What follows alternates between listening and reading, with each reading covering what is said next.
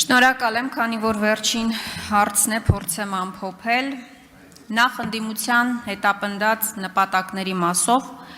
այն որ ընդդիմությունը չի ստանձնել Հովիկ Աղազարյանի փաստաբանի դերը, դա փաստ է, այն որ ընդդիմությունը ի ցույց է դնում այն քաղաքական հետապնդումները, որոնք իրականացվում են ընդդիմադիրների եւ նաեւ նախկին թիմակիցների նկատմամբ, դա եւս փաստ է։ Հովիկ Աղազարյանը քրեական գործով անցնում էր, այո, անցնում էր Հովիկ Աղազարյանը քրեական գործով, մինչև Նիկոլ Փաշինյանի խնդրանքն էլ։ Հովիկ Աղազարյանի քրեական գործը այլ ճակատագիր կարող էր ունենալ, եթե Նիկոլ Փաշինյանին Հովիկ Աղազարյանը չասեր եւ չմերժեր իր խնդրանքը։ Ես կարծում եմ, որ դա աներկբա է, եւ դա աներկբա է ձեզանից յուրաքանչյուրի համար։ Ձեզանից որ մեկի հեռախոսը որ վերցնեն, 15 հատ քրեական գործ կարող են հարուցել։ Դա կարծում եմ եւս փաստ է։ Արսեն Թորոսյանը կոവിഡ്ի գործով հարցաքննվեց, որևէ զարգացում այդպես էլ չեղավ, որովհետև Արսեն Թորոսյանը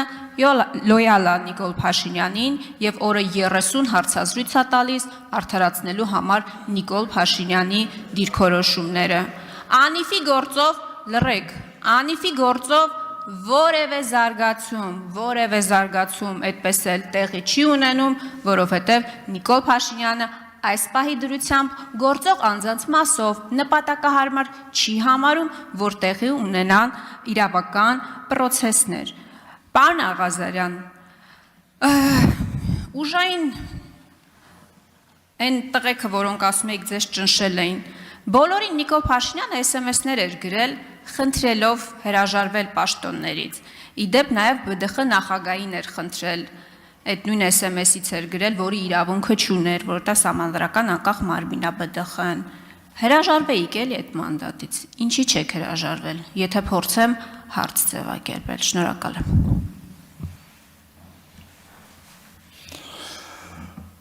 Դժվար է, շատ դժվար հարց է,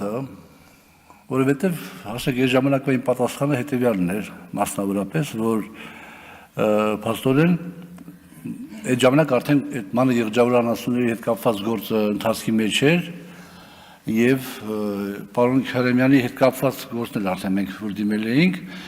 ընթացքի մեջ էր չհաշված տղայիս մասնակցությամբ ընկերության հետ կապված գործը եւ եթե ես հրաժարվեի մանդատից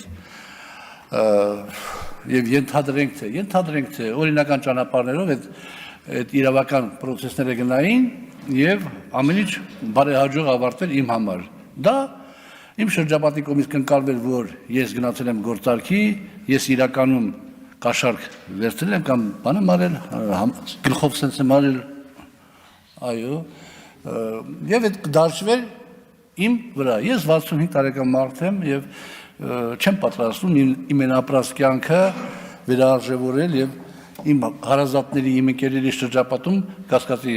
դնել։ Սա էական դեր է խաղացել Տիկին Խամոյան իմ հետ կապված բանում, որոշման մեջ։ Երկրորդը, ես գտնում եմ, որ այս մի հիմնավորում։ Երկրորդ հիմնավորումը ես գտնում եմ, որ երկրի վարչապետը իրավունք չունի նման ձևով SMS-ներ գրի պատգամավորներին, պաշտոնյաներին եւ այլ։ Ինչու՞։ Թերևս պատգամավորներին որպես կուսակցության վարչության նախագահ էլի կարող է այդ իրավունքը ունի գրելու, բայց արդեն ուժային կառույցներին, ԲԴԽ-ին ինքը այդ իրավունքը չունի, պարզ հասարակ բացատրությամբ, որովհետև կարող պատահի մի որոշ ժամանակ հետո մեր երկրի ղեկավար դառնա մի մարդ, որը չունի Նիկոլ Փաշինյանի կամային հատկությունները, մտքի ճկունությունը, ուժը, դիմադրողականությունը եւ այլ։ Եվ այդ երկրի ղեկավարին ինչ-ինչ հանգամանքների բերումով, ինչ-ինչ ծառայություններ ստիպեն ասեն, հենց հիմա նստի մատ SMS գրի, թող Խամոյանը հրաժարվի մանդատից, որտեղ ինքը խանգարում է խաղաղության պայմանագրի կնքմանը։ Այդ մարդը որ ասի, չեմ կարող գրեմ, ոնց, բայց խղճի չես կարող գրես, արդեն դե մոտ այդ ավանդույթը կա, դա էլ իմ համար անընդունելի է, եւ երրորդը ես գտնում եմ, որ վարչապետը իրավունք չուներ ինձ այդպիսի SMS գրել արդեն որպես Աղազարյան Հովիկի։ Դա ինձ շատ վիրավորել է։ Արձագանք։ Պարոն Աղազյան, ինչի իրավունք չուներ։ Դուք ասում եք, որ Նիկոլ Փաշինյանի հետ շփվելուց, ծանոթանալուց հետո սկսեցիք հավատալ Հիսուսի գոյությանը։ Հիմա էլի ձեր խոսքի մեջ որոշակի այսպես ձևակերպումներ կան Նիկոլ Փաշինյանի հասցեին, իհարկե դրական լույսի ներքո եւ նաեւ բացասական արդեն արձանագրեցինք, որ քաղաքական հետապնդում է իրականացվում ձեր նկատմամբ։ Ինչու իրավունք չուներ, եթե Նիկոլ Փաշինյանի միջոցով սկսեցիք հավատալ Հիսուսի գոյությանը։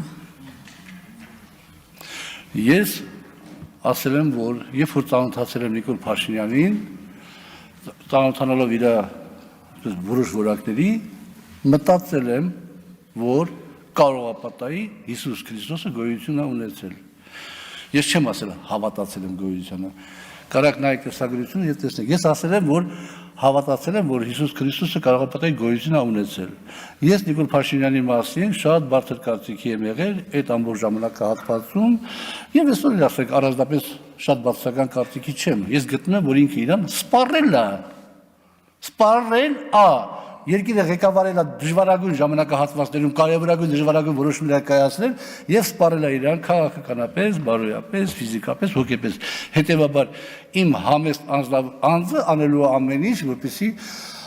առաջիկա արտահերթ կամ հերթական ընտրություններում Նիկոլ Փաշինյանը չվերարտադրվի, որտեղ է այս ասածներից մեջ հակասություն։